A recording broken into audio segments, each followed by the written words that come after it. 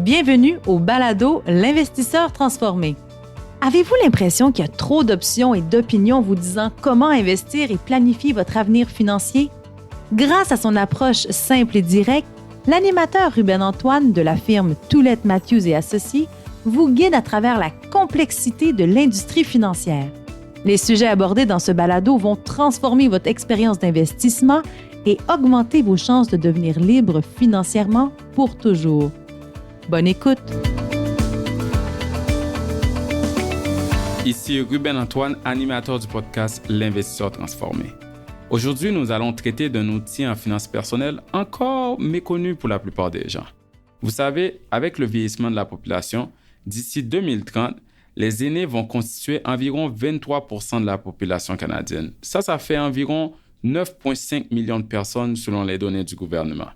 Par contre, un sondage de la firme Mintel a révélé que 43% des Canadiens ont moins de 100 000 en épargne pour leur retraite. Et seulement 6% des Canadiens se considèrent en bonne position financière pour même commencer la retraite. Une autre étude de la firme Remax a révélé qu'environ 70% des Canadiens possèdent une maison. Donc, ça nous dit que d'un côté, les gens n'ont pas assez épargné pour leur retraite, mais d'un autre côté, la majorité des gens sont propriétaires de leur résidence principale qui constitue souvent le plus grand actif qu'ils détiennent. On s'entend, la maison est leur bien le plus important et proche de la retraite, généralement, on est libre d'hypothèque. On n'a plus de dette sur la maison. Les statistiques inquiétantes du manque de fonds pour la retraite combinées avec la détention d'un actif immobilier comme la maison, ça explique la raison pour laquelle de plus en plus de Canadiens considèrent de contracter ce qu'on appelle une hypothèque inversée. Mais qu'est-ce qu'une hypothèque inversée? De quoi s'agit-il? Nous avons réinvité l'expert et courtier hypothécaire Morgan Engelbretsen pour nous éclairer sur l'hypothèque inversée qui, on s'entend, ce n'est pas notre dette hypothécaire typique et traditionnelle dont on est tous habitués. En passant justement là-dessus, j'ai déjà fait un super épisode, une super discussion avec Morgan sur les hypothèques traditionnelles que vous pouvez aller écouter à l'épisode 20 qui est sorti au début du mois dernier. Donc, pour apprendre plus sur Morgan et sur les hypothèques conventionnelles, je vous invite vivement à aller voir ce qu'on a traité sur cet épisode-là, qui était très intéressant, mais surtout très pertinent dans le contexte actuel de haut taux d'intérêt. Là, dans l'épisode d'aujourd'hui, nous allons continuer notre conversation en abordant un autre aspect qui est l'hypothèque inversée. Nous allons couvrir c'est quoi l'hypothèque inversée, comment ça fonctionne, quels sont les taux d'intérêt sur ce type d'hypothèque-là, quelles sont les personnes idéales qui devraient considérer aller vers les hypothèques inversées, quelles sont les institutions financières qui accordent ce type de prêt-là et bien plus. Donc, je vous souhaite à tous et à toutes une bonne écoute. Bonjour Morgan, content de te réavoir aujourd'hui encore sur notre podcast. Oui, salut Ruben, c'est un plaisir d'être de retour. Merci beaucoup. Écoute, tu es un expert en tout ce qui est financement immobilier, hypothèque. Donc aujourd'hui, on va parler de l'hypothèque inversée. Donc, on va commencer directement dans le vif du sujet. Morgan, c'est quoi une hypothèque inversée?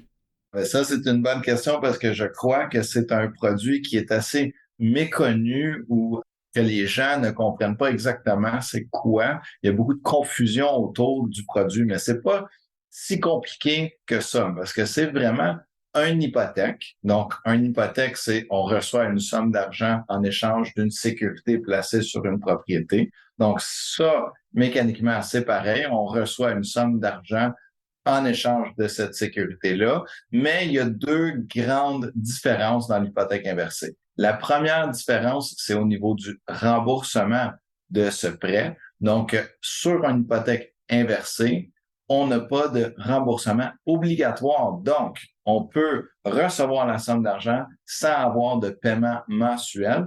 On peut décider de faire des paiements, puis ça, on peut en discuter un peu après. Puis la deuxième différence, la deuxième partie, c'est au niveau de la qualification.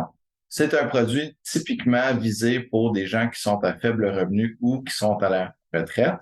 Et puis, on n'a pas besoin de pouvoir qualifier pour le même montant. On n'a pas besoin d'avoir autant de revenus pour accéder à la somme d'argent en comparaison à une hypothèque régulière.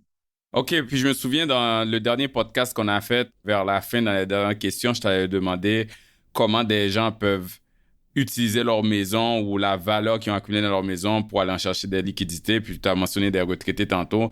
Donc, si je comprends bien, c'est bien une façon d'accéder à des fonds, hein, qu'on a besoin de liquidités en utilisant la valeur nette de sa maison. Donc, on prend notre maison puis on le transforme en argent liquide sans devoir la vendre parce que d'habitude, c'est une façon d'accéder des liquidités dans la maison, on la vend, mais là, on n'est pas obligé de la vendre puis on peut y demeurer, en fait. Ouais, mais c'est une des beautés de ce type de produit-là, c'est de pouvoir garder la propriété. Et puis encore, si c'est la maison familiale ou c'est un lieu qui ne serait pas propice pour nous de déménager en ce moment, mais on veut ou on a besoin d'accéder de la liquidité, c'est un produit qui est extrêmement flexible au niveau de notre situation personnelle. Fait que ça nous donne beaucoup plus d'options que, par exemple, une hypothèque régulière ou une marge de crédit hypothécaire. C'est clé, ça, parce que moi, je pense justement, Morgan, on le sait, là, à cause de la pandémie, même avant, mais surtout avec la pandémie, plusieurs Québécois et Canadiens y ont découvert toutes les horreurs des conditions de vie, là, qu'on a tous été témoins dans les CHSLD ou les résidences de personnes âgées. Donc, il y en a plein qui se sont dit, tu sais, moi, j'ai vu des gens qui décédaient ou qui étaient enfermés dans leur chambre. Moi, je ne veux pas vivre ça. Je veux rester le plus longtemps possible dans ma maison. Je veux conserver ma liberté dans ma maison. Donc, il y a eu une tendance qui est en croissance des gens qui veulent garder leur maison. Je pense qu'il y a des statistiques qui montrent que 93% des propriétaires de maisons veulent passer leur retraite là-dessus. Donc, j'imagine l'hypothèque inversée, ça devient un outil, hein, justement, que les gens peuvent utiliser pour rester puis améliorer leurs finances en même temps. Puis, si on a passé notre vie à bâtir, à peaufiner notre propriété pour qu'elle soit exactement à notre goût, qu'on a travaillé fort, on a payé notre hypothèque, on a tout remboursé. Les rénovations, tout ça, ouais. On a le droit de sentir comme si on mérite de pouvoir rester dans cette propriété-là, si on veut rester là. Mais c'était quoi le but de rembourser la dette et d'augmenter la valeur de cette propriété-là? Si la valeur de la propriété, on ne peut pas en bénéficier, on aimerait pouvoir faire les deux. Je suis complètement d'accord.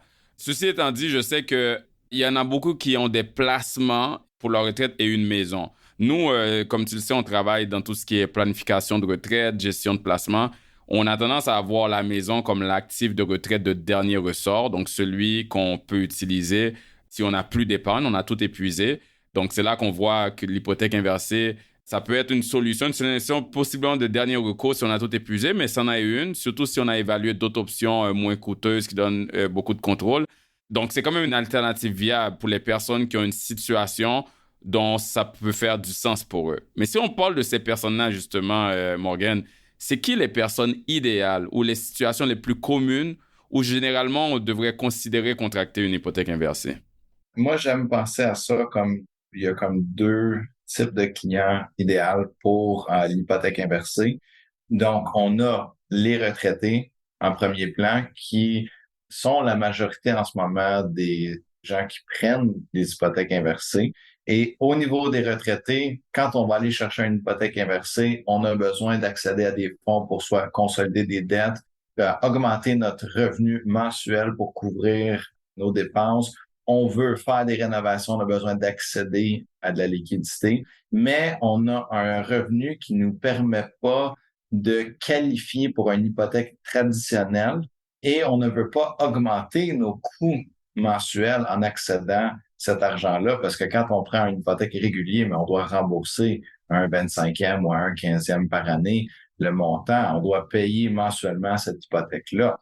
Donc, si on est à un revenu plus faible, on peut accéder de la liquidité avec une certaine flexibilité, mais aussi, puis ça, c'est parce que l'hypothèque inversée, ce n'est pas un produit qui est final. Donc, on peut prendre une hypothèque inversée et puis la rembourser. Donc, si on est retraité, par exemple, on a des placements, la bourse est à la perte, il y a des fois une certaine logique de dire, mais à la place de décaisser des placements à la perte, par exemple dans un REER, payer des impôts sur cet argent-là, on va contracter une hypothèque inversée, prendre un certain montant d'argent, vivre avec ça pendant 1 an, 2 ans, 3 ans, peu importe la stratégie, puis là, par la suite, dire, bon, mais maintenant, la bourse, elle a repris, ça fait du sens au niveau fiscalité, on décaisse, on rembourse.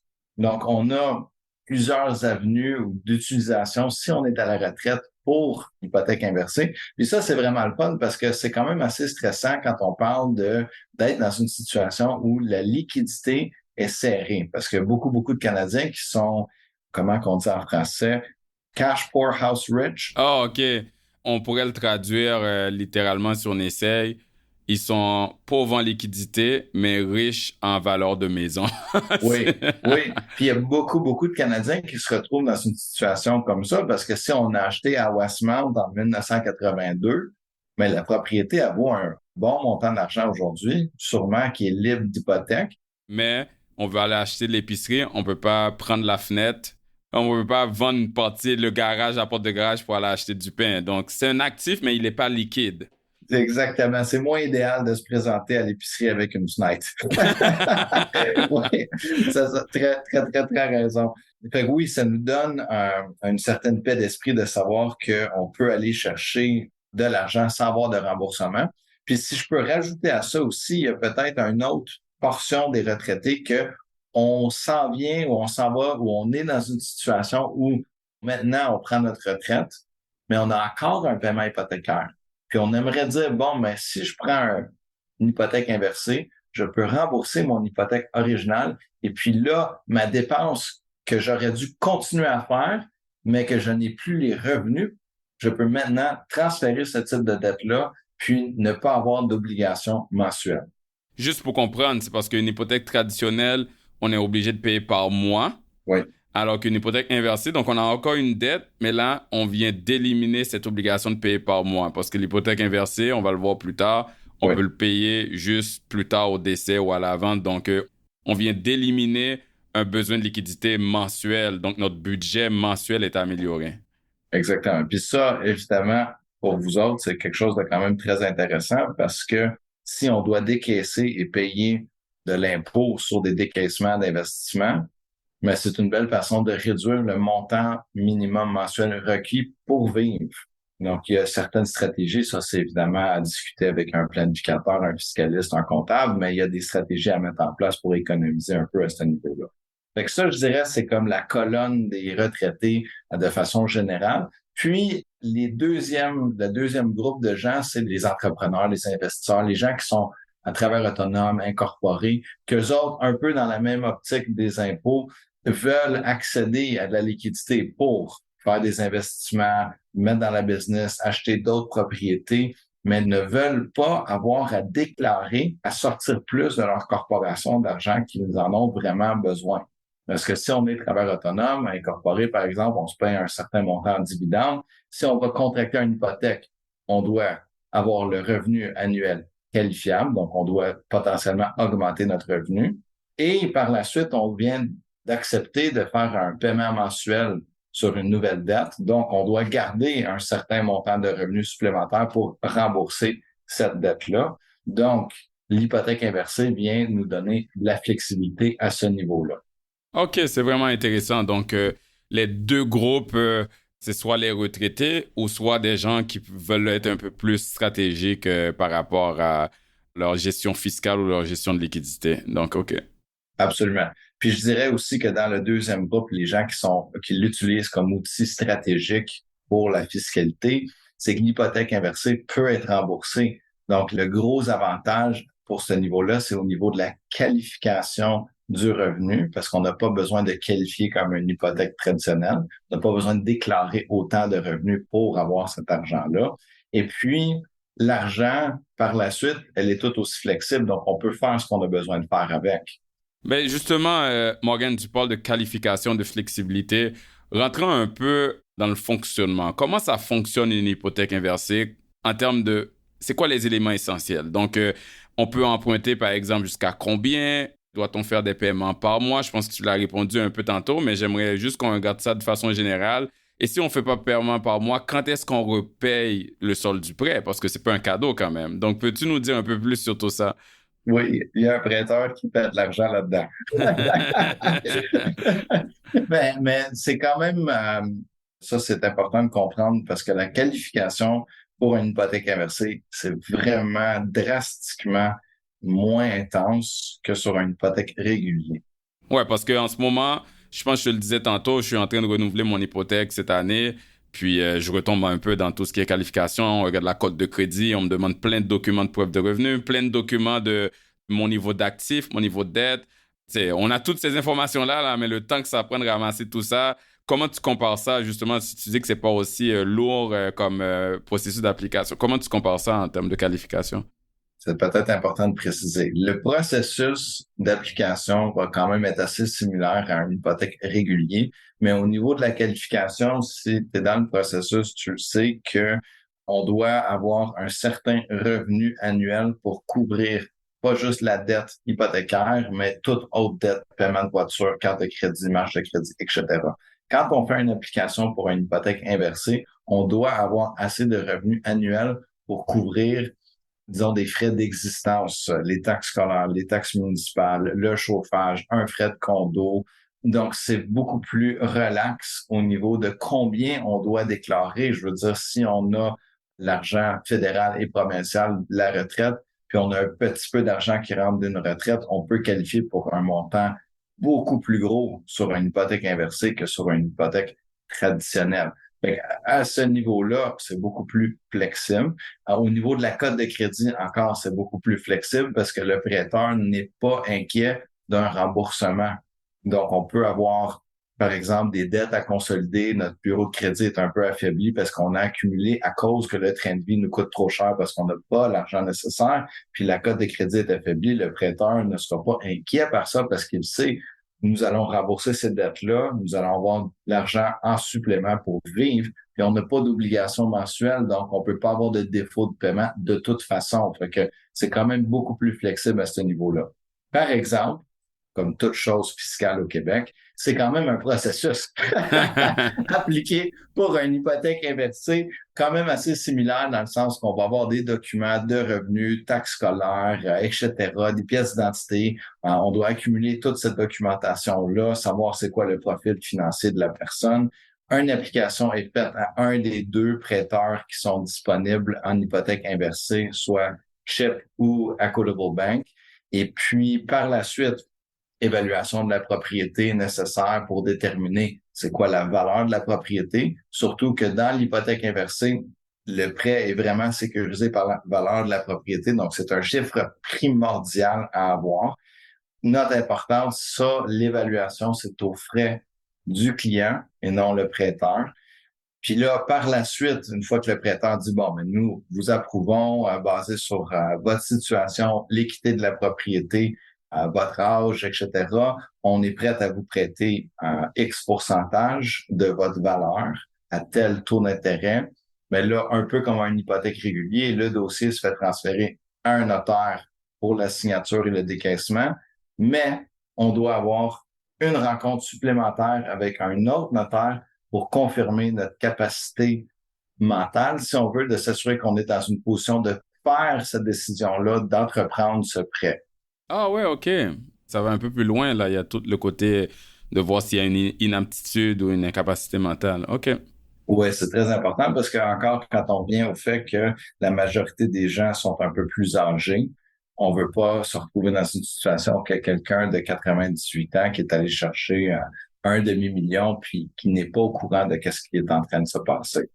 Mais justement, si on continue avec tout ce qui est application et fonctionnement, quand on parle du profil type et des critères d'admissibilité pour obtenir un prêt hypothécaire inversé, est-ce qu'il y a certains critères qu'il faut respecter pour avoir accès à ça? Oui, donc on a besoin d'avoir minimum 55 ans. OK. Donc ça, c'est bien important que c'est pas juste n'importe qui peut octroyer un prêt inversé. Et puis, on doit avoir une certaine valeur dans notre propriété, un minimum de 250 000 confirmé par un évaluateur agréé. À part de ça, comme j'ai mentionné, les revenus de qualification qui n'ont pas besoin d'être beaucoup, juste assez pour qu'on ne se retrouve pas en retard sur nos taxes scolaires, municipales, etc. Pas mal ça, c'est pas plus intense que ça. Les prêteurs vont avoir des particularités au niveau de l'emplacement de la propriété. Fait qu'on veut idéalement être dans un centre urbain, qu'on soit à Montréal, à Québec, quelque part. Si on est vraiment, vraiment profond à quelque part, peut-être que ça va être dur de déterminer pas juste la valeur courante, mais ça va être quoi la valeur future de cette propriété-là. Est-ce qu'il peut y avoir d'autres dettes ou hypothèques qui sont grévées sur la maison? Il faut que ça soit clairé avant. Donc, ça, c'est une bonne question. On peut avoir d'autres dettes, mais ça ne peut pas être des dettes hypothécaires ou des marges de crédit sur la propriété. OK, Donc, si, OK. ouais, ça, c'est une distinction importante. Si, par exemple, on a une maison, il reste un 50 000 ou un 100 000 d'hypothèque dessus, on va devoir prendre une portion de notre hypothèque inversée pour rembourser la dette hypothécaire. OK, mais le solde, puis là, je continue encore avec le fonctionnement, juste pour que les auditrices, auditeurs comprennent bien, mais le solde qui reste dans nos poches après avoir remboursé d'autres dettes hypothécaires ou le montant complet parce qu'on n'avait pas de dette hypothécaire, il n'y a pas vraiment de restriction dans l'utilisation. On peut consolider d'autres dettes, payer des frais médicaux, aller en voyage, faire des rénovations, payer des factures. On peut faire... C'est comme si c'est un revenu de retraite. On décide qu'est-ce qu'on fait avec après, c'est ça? Oui, oui, absolument. On a une portion de clients au Québec qui prennent l'argent de l'hypothèque inversée pour s'acheter des condos en Floride. Ah! Ça m'étonne pas avec les Québécois qui fuient l'hiver. Oui, exactement. Donc, vraiment, on a quand même une grande latitude au niveau de qu'est-ce qu'on peut faire avec les fonds. Il n'y a pas de restriction. C'est un peu comme une marge de crédit quand on va aller chercher l'argent. C'est notre argent. On fait ce qu'on veut. Encore, ça revient au fait que, surtout dans le cas d'une hypothèque inversée, le prêteur, c'est sur la valeur de la propriété. Donc, il n'y a pas d'obligation de remboursement. Puis, ils vont avoir leur argent de toute façon, peu importe ce qu'on fait avec cet argent-là. C'est ça, c'est ça. C'est important de dire que une fois là, on parle de comment appliquer pour avoir l'hypothèque inversée, mais une fois qu'on l'a, le mot inversé veut vraiment dire que ça fait le contraire d'une hypothèque normale, dans le sens que une hypothèque normale, traditionnelle, typique, on le prend, on paye notre hypothèque dans le temps, donc l'hypothèque, le solde se réduit avec le temps, donc on a une valeur nette de la maison, la valeur de la maison, la différence entre la valeur et l'hypothèque qui grandit, ce qu'on appelle l'équité ou la valeur nette. L'hypothèque inversée, c'est le contraire, hein? Vu qu'on paye rien, à moins que si c'est ça qu'on décide de faire, l'hypothèque augmente, le solde augmente avec le temps. Donc, la différence de la valeur de la maison à l'hypothèque diminue. Donc, l'équité diminue avec le temps. Donc, ça fait l'inverse. C'est pour ça qu'on l'appelle l'hypothèque inversée. Mais c'est à ça, parce que tu as mentionné là, il y a une note très, très, très importante parce que c'est une, je crois, des confusions ou des peurs que les gens ont au niveau de l'hypothèque inversée. Donc, au Canada, nos hypothèques inversées sont protégées contre l'équité négative. Donc, la dette hypothécaire, même si elle dépasse, on ne sera jamais sujet à rembourser plus que ce qui est remboursable par la propriété en tant que telle. Donc, si on se retrouve dans une situation où par X, Y raison, la propriété vaut à la vente 50 000 de moins que ce qui est accumulé sur l'hypothèque inversée, on ne sera pas sujet de payer ce 50 000-là. Il y a une garantie qui nous protège contre ça. Oh, ça, c'est clé. Et puis, je peux comprendre pourquoi ça va être une peur. Non seulement à la vente, mais merci de préciser ça, j'imagine aussi au décès, parce que si on est resté, nos parents sont restés dans une maison avec une hypothèque inversée pour toujours jusqu'à leur décès, puis au décès, la dette hypothécaire, parce qu'il y a eu des hauts taux d'intérêt ou quoi que ce soit, puis le marché immobilier a ralenti, la dette hypothécaire est de 700 000, mais la maison au décès vaut 600 000. Les enfants pourraient se dire, est-ce que je vais me retrouver en termes d'héritier avec une dette de 100 000? Mais non. Ils ne vont pas se retrouver avec une maison non plus. La banque va reprendre son 500 000, mais ne va pas refiler le 100 000 de différence de la dette qui est impayée aux héritiers. Exactement. OK. Donc ça, c'est une note très importante de se donner la confiance de savoir qu'on n'est pas à risque à ce niveau-là.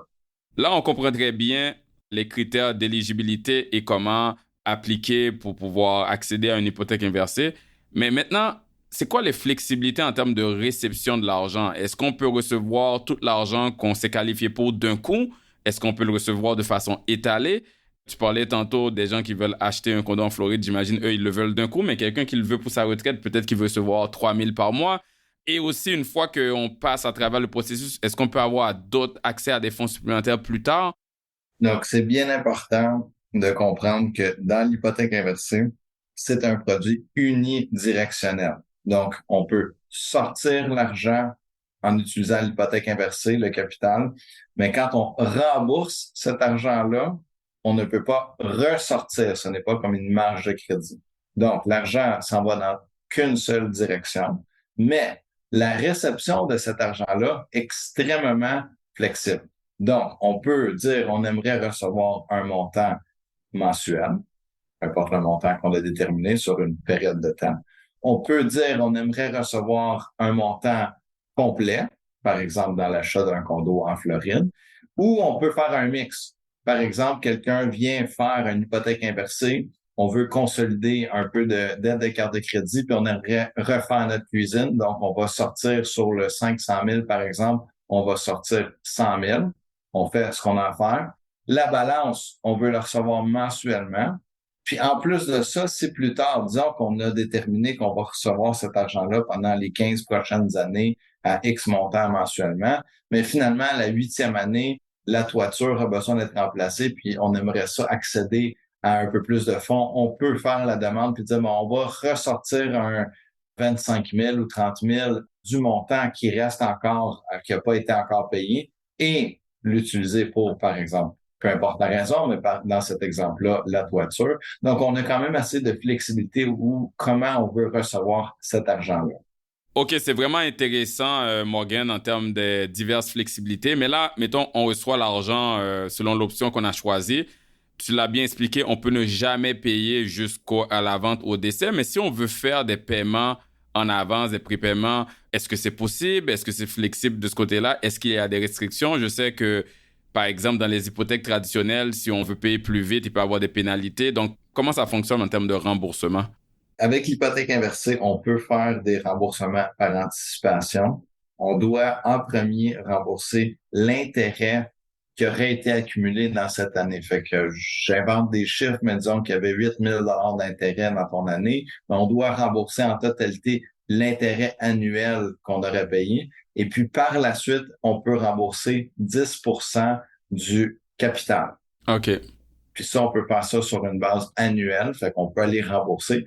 On peut rembourser plus rapidement, mais on va avoir des pénalités comme sur une hypothèque régulière où on va payer, dépendant du type de prêt, un montant d'argent en pénalité. Fait que si on voulait rembourser 50%, mais on pourrait, mais ça nous coûterait un peu plus d'argent. Puis ça, c'est optionnel. Je veux dire, on peut décider que en ce moment, les taux sont un peu plus élevés, puis on peut parler de taux dans quelques instants. Fait qu'on aimerait faire des remboursements peut-être la première année, juste pour réduire un peu le total d'intérêt qui sera accumulé sur l'hypothèque inversée, mais que aussitôt que les taux d'intérêt commencent à baisser, que nous autres, on réduise notre remboursement jusqu'à zéro, on peut opter de jamais rien payer, puis tout simplement à la vente ou au décès, la propriété, dans tous les cas, se fait vendre et puis le prêt se fait rembourser. Important de mentionner que tout l'excédent, par exemple, si l'hypothèque inversée est rendue à 850 000 puis la propriété vaut 1,3 milliard, mais cet excédent-là nous appartient pareil. Elle va soit à la succession ou à nous, le propriétaire, en cas de vente. OK, OK. Tu as mentionné les taux tantôt. Ça me donne une idée d'une question, justement, parce que c'est très de l'or, comme tu le sais. On parle beaucoup de taux d'intérêt sur tous les types de dettes en ce moment. Puis je suis sûr que les auditeurs, auditrices se demandent, c'est quoi les taux actuels pour les prêts hypothécaires inversés? De façon générale, parce que là, ça va dépendre de cas par cas, mais on est... Ouais, ça dépend du produit, de la situation de la personne, mais mettons, ouais, généralement. On va être dans les mi-7% jusqu'à, disons, 9% sur les taux fixes. Puis les taux variables, ça va être le taux forfaitaire, le taux prime, plus soit comme 2,5 à 3,5% dans ces eaux-là. Donc, les taux d'intérêt, oui, peuvent sembler élevés, mais si on prend, par exemple, une marge de crédit hypothécaire, ça va être le taux du marché plus 0,5 plus 1% d'intérêt. Donc, je dirais que c'est plus cher qu'une hypothèque régulière, mais ça tourne autour des taux de marge de crédit hypothécaire.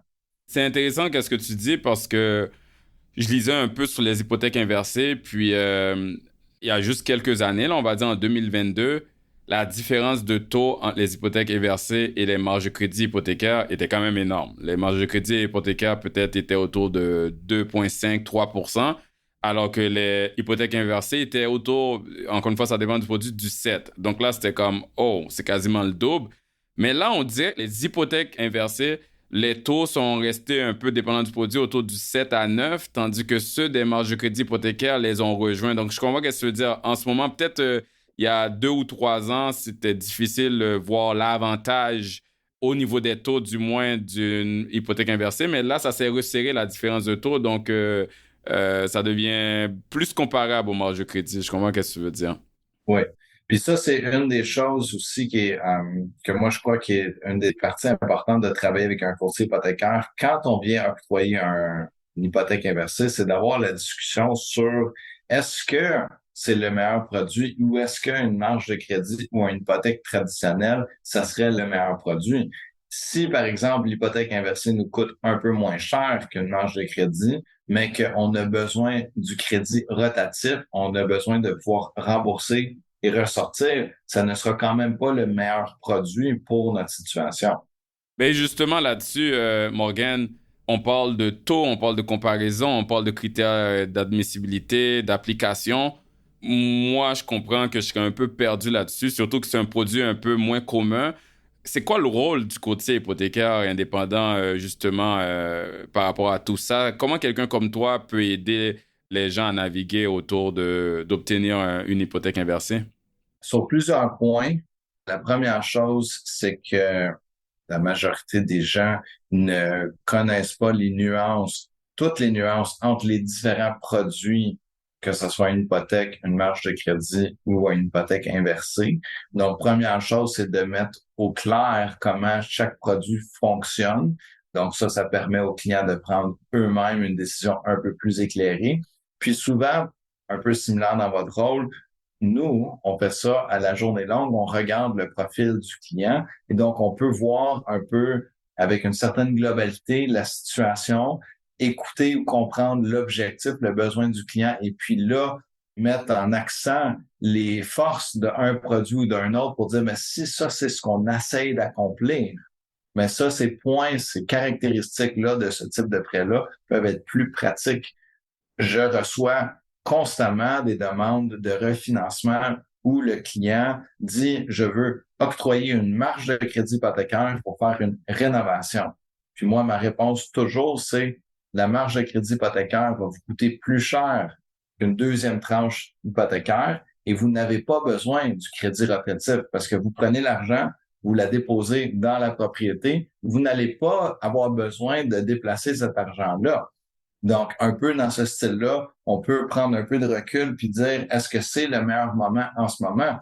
J'ai fait l'été passé une hypothèque pour une cliente qui venait prendre une hypothèque inversée. On a regardé avec les revenus de retraite et on qualifiait en ce moment pour une hypothèque régulière avec l'objectif que dans 2 ans et demi, quand les revenus vont tomber, on ne pourra plus faire le remboursement, qu'à ce moment-là, on va aller chercher l'hypothèque inversée, rembourser l'hypothèque originale pour réduire notre dette mensuelle. Donc, c'est vraiment le rôle de regarder la situation complète du client. C'est un rôle de guide financier, de conseil, de regarder ce qui correspond le mieux, qui va mieux avantager cette situation. Des fois, c'est prendre une nouvelle dette qui paie une ancienne dette, puis optimiser le tout. Donc, c'est très similaire de ce qu'on fait, mais du côté hypothèque, en fait. Oui. Puis je dirais que c'est vraiment l'avantage primaire parce qu'on peut aller chercher une hypothèque inversée directement avec le fournisseur. Mais quand on fait ça, évidemment, on parle avec un professionnel qui connaît le produit, mais n'a pas accès à la globalité des produits hypothécaires disponibles et n'aura pas cette vision globale, stratégique, long terme, mais tout simplement, qu'est-ce qu'on a besoin pour octroyer le prêt inversé que le client demande. Quelqu'un qui qualifierait pour une hypothèque inversée ne veut pas dire que c'est le premier produit qu'on va vouloir aller chercher. Moi, je suis de l'opinion, dépendant de notre situation financière, et ça, c'est individuel, mais si on parle de façon générale, évidemment, l'hypothèque régulière va nous donner le plus d'argent pour le moins de dépenses en intérêt, mais avec l'échange qu'on doit faire un paiement mensuel. Mais le paiement mensuel n'est pas perdu. On rembourse la dette et à chaque fois qu'on fait un paiement, parce qu'on rembourse la dette, on paye un peu moins en intérêt et un peu plus de capital pour le prochain paiement. Donc, on a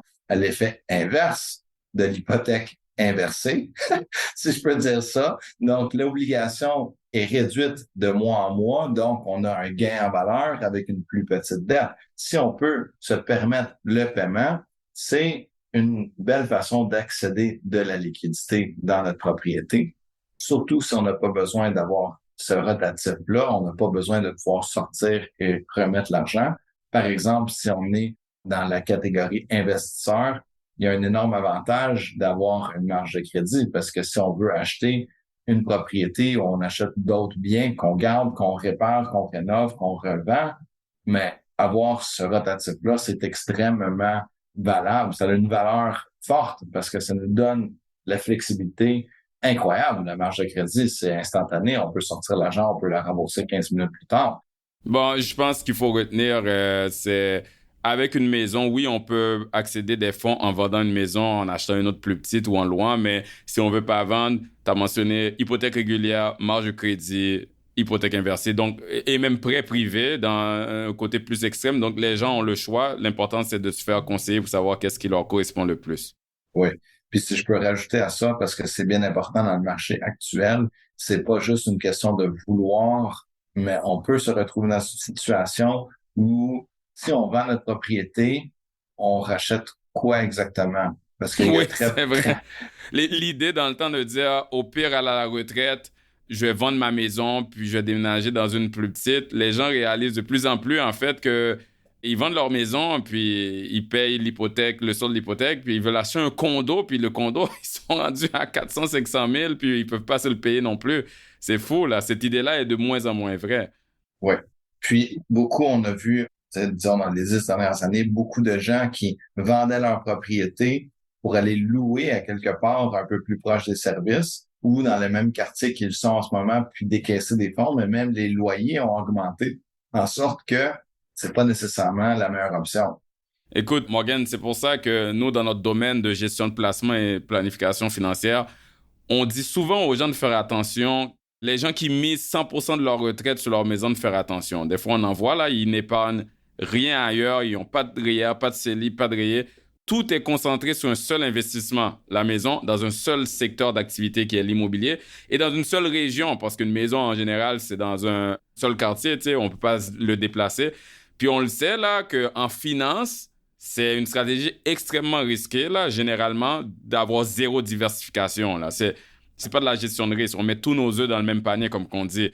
Là-dessus, je sais qu'il y a des gens qui m'écoutent, qui se disent oui, mais tu sais, il y a toujours les mythes, hein, que on peut se fier complètement à l'immobilier. Surtout qu'on regarde les dernières années, les gens extrapolent dans le futur. Ils disent que vu que ça a augmenté les dernières années, ça sera toujours le cas. Puis le vague sur ces mythes qui circulent souvent, genre on entend tout, on perd jamais l'argent à l'immobilier. Mais je veux souvent rappeler aux gens que l'immobilier, c'est un très bon investissement à long terme. Comme plusieurs autres investissements, à long terme, on fait de l'argent.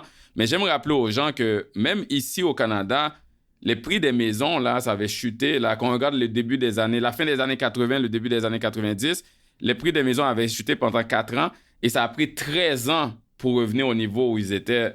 Donc, ça peut arriver une baisse dans l'immobilier. Et l'exemple le plus flagrant et plus récent que mon exemple que je viens de donner, c'est aux États-Unis. On le sait, pendant la crise de 2008-2009, le marché immobilier a ravagé la vie de plusieurs personnes aux États-Unis parce que ça s'est effondré de façon vertigineuse. Donc, c'est pas pour dire que l'immobilier, écoute, même moi, je te l'ai dit tantôt, j'évalue l'achat d'un autre condo en investissement. Très bon investissement à long terme, mais il faut faire attention de mettre toute sa retraite là-dessus. Il faut essayer de diversifier sur d'autres types d'investissements. On est sur la même page à ce niveau-là. Je crois fortement à la diversification. Évidemment, ça augmente les chances d'avoir un succès financier au long terme parce qu'on se protège contre les risques. Définitivement que ce n'est pas une valeur garantie dans l'immobilier. Puis, pour remettre le point qu'on a parlé plus tôt, de là l'importance d'avoir cette protection contre l'équité négative dans nos hypothèques inversées pour pas se retrouver dans une situation où on est à la perte en vendant notre propriété qui a eu une hypothèque inversée dessus. Mais définitivement que avant de prendre une décision, et de là un autre avantage de faire affaire avec un courtier qui regarde un peu au niveau global, c'est qu'avant de faire une décision majeure financière, comme aller chercher 300 000, 500 000 sur notre propriété, de savoir premièrement c'était quoi toutes les options, c'est quoi la stratégie long terme, est-ce que c'est juste pour combler un besoin à court terme, est-ce que ça va même être assez d'argent pour ce qu'on est en train de faire en ce moment, de là travailler avec un planificateur financier pour dire, ben nous, dans notre tête, on pensait avoir besoin d'X montant, mais en fin de compte, on aurait besoin d'Y montant pour accomplir le projet, l'objectif qu'on a ici. Fait que c'est de vraiment prendre le temps de bien faire nos devoirs pour pas se retrouver dans une situation où on dit, on n'aurait pas dû faire ça comme ça, on aurait dû faire ça comme ci. Exactement. Mais mettons que là, on a quelqu'un qui a fait les analyses et qui s'est fait accompagner, comme tu viens de suggérer, Morgan. et là qui veut aller de l'avant. Si on va un peu plus macro, on est resté très sur le fonctionnement et c'est quoi l'hypothèque inversée, mais un peu plus macro, c'est lesquelles institutions? Est-ce qu'on peut aller à notre banque sur le coin de la rue pour aller chercher un produit d'hypothèque inversée? C'est quelle institution qui offre ce produit-là? Je pense que tu les as mentionnés tantôt, mais si on peut juste les nommer pour qu'on puisse savoir qui elles sont au moment qu'on enregistre le podcast, c'est sûr, là, parce qu'il va peut-être avoir des nouveaux jeux à un moment donné. Je sais que c'est en croissance, ce secteur-là, mais aujourd'hui, mettons, c'est quoi les institutions? Donc, c'est un domaine en très forte croissance et je crois que ça va continuer comme ça pendant le futur près au moins. En ce moment, on a accès à la banque Équitable et le Chip Reverse Mortgage, donc les deux prêteurs, si on veut. Chip, c'est avec la banque Home Equity, je pense. C'est ça exactement. C'est avec la banque Home Equity, c'est leur produit d'hypothèque inversée. Mais non, on ne peut pas juste se présenter à notre banque, que ce soit une des grandes banques canadiennes, et demander une hypothèque inversée. Ce n'est pas offert en ce moment par les grandes banques. Ça, c'est juste de ma pensée derrière ça, mais c'est parce qu'en ce moment, autant qu'il y a une forte croissance, il y a un très petit volume de transactions d'hypothèques inversées au Canada comparé à, évidemment, une hypothèque traditionnelle, les marges de crédit, tous les autres produits qui sont offerts en banque. Donc, en ce moment, on a vraiment juste ces deux prêteurs-là. Et la personne, le client, peut contacter directement ce prêteur-là pour octroyer une hypothèque inversée ou passer par l'entremise d'un courtier hypothécaire. OK, je comprends que les grandes banques, mettons RBC, TD, Scotia, etc., ils l'offrent pas encore. Puis je peux le voir aussi, on vient de parler de beaucoup de flexibilité de l'hypothèque inversée, mais ça change pas que avec une hypothèque traditionnelle, on peut aller jusqu'à emprunter 80% de la valeur de notre maison, tandis que l'hypothèque inversée, c'est 55%. Donc peut-être que des fois, les gens ont besoin de plus d'argent, ils se tournent vers là. Mais de notre côté, avec le vieillissement de la population et le fait que les gens n'ont pas mis assez d'argent pour leur retraite, je comprends que ça risque d'augmenter les demandes pour les hypothèques inversées. Mais est-ce que c'est populaire au Québec ou est-ce que c'est plus populaire dans le reste du Canada? Comment tu vois ça dans le marché en ce moment, vu que toi, tu es basé au Québec? Ben, c'est une bonne question. Puis au Québec, c'est vraiment un produit qui est méconnu. Donc, la concentration de l'hypothèque inversée se fait à l'extérieur du Québec, surtout en Ontario, en Alberta, en Colombie-Britannique. Vraiment beaucoup en Colombie-Britannique parce qu'on a des bonnes valeurs mobilières là-bas. Mais au Québec, c'est quand même assez méconnu.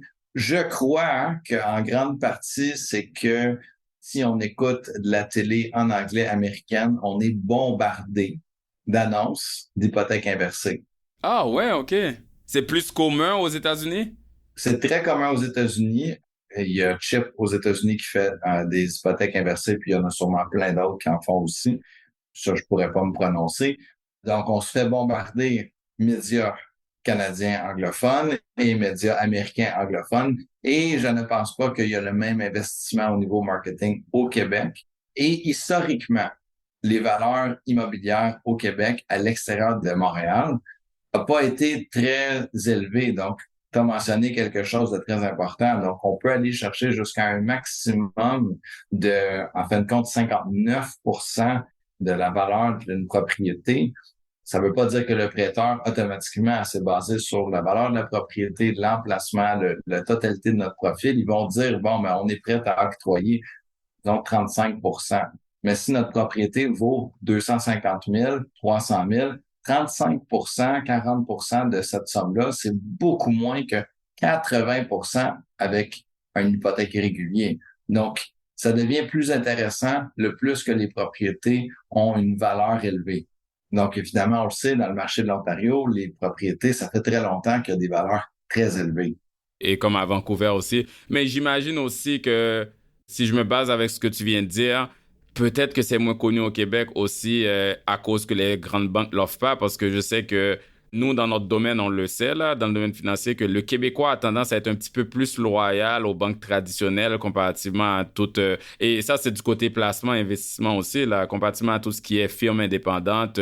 Quand on regarde le Canadien anglais et aux États-Unis, c'est un peu plus commun de faire affaire avec différents styles de firmes. Donc, j'imagine que si les banques traditionnelles n'offrent pas encore le produit, elles n'en font pas la promotion et le résultat, c'est que les gens peut-être ne sont même pas au courant que ça existe. Non, mais ça, c'est un très, très bon point. Puis oui, il y a une forte loyauté pour certains prêteurs ici au Québec. En plus que il y a eu pendant très longtemps plusieurs prêteurs, même traditionnels, qui ne faisaient même pas de prêts dans certaines régions à l'extérieur des grandes villes. Donc, ce n'était même pas par loyauté, c'était juste parce que c'était le client qui avait accès à que un ou deux prêteurs potentiels. Là, c'est plus pareil. Là, on a beaucoup d'accès à travers toute la province, mais historiquement, pendant les 30 dernières années, 40 dernières années, ce n'était pas le cas. Et en plus, comme au Québec, nous n'avons pas de ce qu'on appelle des credit unions. Les caisses populaires, on a juste des jardins. C'est ça. Les autres, on en a beaucoup plus, ouais. Il y en a beaucoup plus. Donc, on est déjà dans ce thinking, cette pensée de, ben, c'est quoi les autres options pour nous?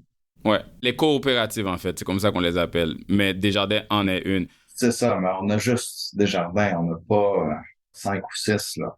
Exact. Ce qui me plaît avec notre conversation, Morgan, c'est que on vient de montrer que les raisons pourquoi c'est moins connu au Québec. Et puis, en fait, on fait un podcast en français en ce moment. Et puis, le but du podcast à la base, je le dis tout le temps, c'est de l'éducation financière. Donc, si notre conversation permet aux gens d'en apprendre un peu plus et de voir pour les gens à qui ça convient à leur situation, si c'est un bon outil pour eux pour améliorer leur situation financière, tant mieux. C'est à ça que ça sert. Donc, je te remercie beaucoup pour toute l'information vraiment informative que tu as partagée avec nous. On va conclure l'épisode, mais vu qu'on a touché à beaucoup de points, je sais que c'est quand même technique à certains moments. J'aimerais qu'on fasse un sommaire, mais j'aimerais qu'on concentre le sommaire sur, mettons, très high level, très global sur les principaux avantages et inconvénients d'une hypothèque inversée. Donc, je te laisse nous dire un peu rapidement c'est quoi les points forts et les points un peu moins forts de ce type d'hypothèque-là. Ben, je pense que c'est une bonne idée, Ruben. Puis, si on peut mettre de côté le technique pour juste quelques instants, je pense que la beauté de l'hypothèque inversée, c'est au niveau émotionnel. Parce qu'on se sort souvent de situations plutôt stressantes en utilisant l'hypothèque inversée. On vient de s'enlever un certain fardeau financier et ça a une valeur non monétaire, mais il y a une valeur de savoir, bon, on peut rester dans notre propriété. On n'a aucune obligation mensuelle vers cette dette-là. Donc, on peut profiter de notre vie pleinement. On va avoir l'argent pour les voyages, les rénovations, nos épiceries et on profite de la propriété que ça fait potentiellement très longtemps qu'on occupe et qu'on a vraiment, c'est notre chez nous. Une valeur sentimentale. On a une valeur sentimentale par rapport à ça. C'est ça. Il y a même une beauté poétique de dire que ça fait, disons, 30 ans qu'on prend soin de notre chez nous et que maintenant, c'est notre chez nous qui vient prendre soin de nous. OK, Morgan, tu vas dans la poésie. J'aime ça. Ouais. Mais c'est très bien dit, c'est très bien dit. Oui, fait que ça, c'est vraiment, je dirais, la beauté de l'hypothèque inversée. Évidemment, au niveau technique, comme on a discuté, c'est un produit qui est assez facile à accéder si on a un minimum de revenus qualifiables, que la propriété vaut assez d'argent. Donc, ça, c'est très pratique à ce niveau-là. Et Morgan aussi du côté technique, moi étant comptable de formation, c'est important de dire que dans les avantages, tout l'argent qu'on reçoit est sans impôt, hein, donc c'est fiscalement avantageux. C'est un prêt en fait, c'est pas un revenu. C'est sans impôt, mais je dirais même aussi que des fois les gens quand ils reçoivent un revenu typique, ça vient affecter leur réception de certains revenus de pension comme la sécurité de vieillesse, le supplément de revenu garanti et d'autres prestations parce que ces pensions du gouvernement-là, on les perd ou en partie ou en totalité quand nos revenus augmentent. Donc, en allant chercher une hypothèque inversée à la place, ça compte pas comme un revenu, donc on les garde. Donc, je voulais ajouter le côté comptable, ouais, mais je te laisse... Très bien dit.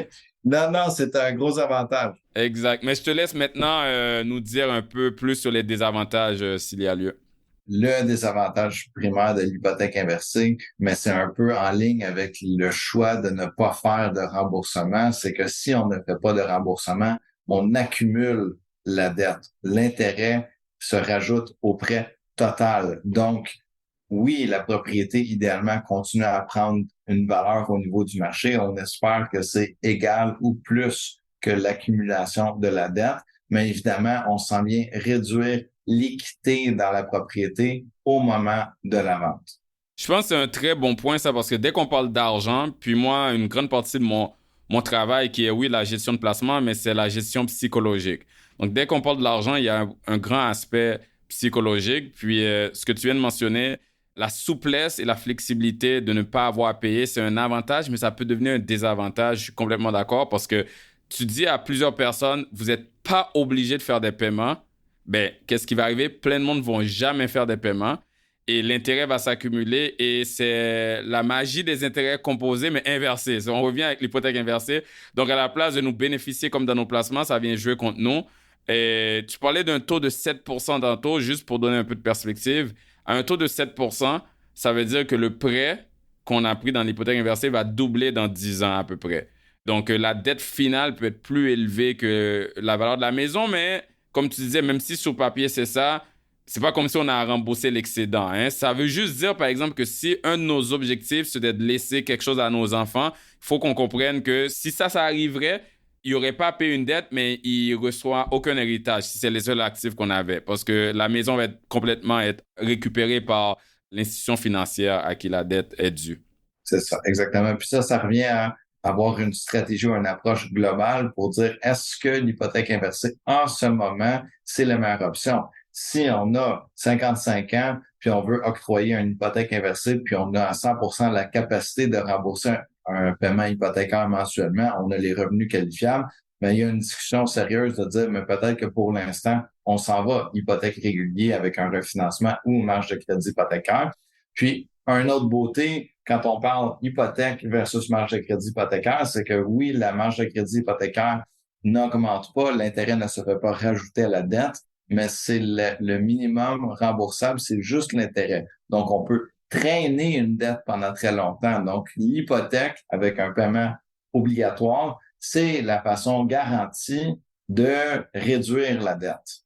Je comprends. Beaucoup de nuances. Je pense que le mot final doit être faites-vous accompagner, faites-vous conseiller, n'hésitez pas. Il y a des experts comme Morgan et d'autres courtiers hypothécaires indépendants qui peuvent vous aider là-dessus. Et puis, vous allez en bénéficier à long terme, c'est sûr. Donc, Morgan, j'aimerais vraiment, comme toujours, te remercier de prendre le temps de partager ton expertise et ta sagesse hypothécaire, si on peut le dire comme ça, avec les auditeurs, auditrices. Merci d'avoir accepté de te reprêter au jeu de venir sur notre podcast. C'est toujours un plaisir, Ruben. Et en plus, j'ai eu la chance de faire mon propre poème, donc c'est excellent. Exact. Belle phrase la fin. Ouais. Merci, et puis j'espère en faire d'autres avec toi. Et puis aux auditeurs, auditrices, n'hésitez pas à partager ce podcast-là avec des gens que vous pensez qui pourraient en bénéficier. Et si vous voulez savoir plus sur Morgan, on va mettre toutes ces informations sur les notes de l'épisode sur notre site web et dans vos plateformes de podcast. Merci et à la prochaine. Vous venez d'écouter L'Investisseur transformé, animé par Ruben Antoine. Veuillez visiter le site web tma-invest.com pour vous abonner au balado, demander une copie gratuite du livre L'Investisseur transformé et pour en savoir plus sur la façon dont notre firme aide les investisseurs à atteindre leurs objectifs financiers. Merci. Les investissements et stratégies financières doivent être évalués en fonction de vos objectifs personnels. Les auditeurs doivent alors effectuer leurs propres recherches et consulter un conseiller dans le domaine avant de prendre des décisions sur leur placement et finances personnelles avec les informations fournies dans ce balado.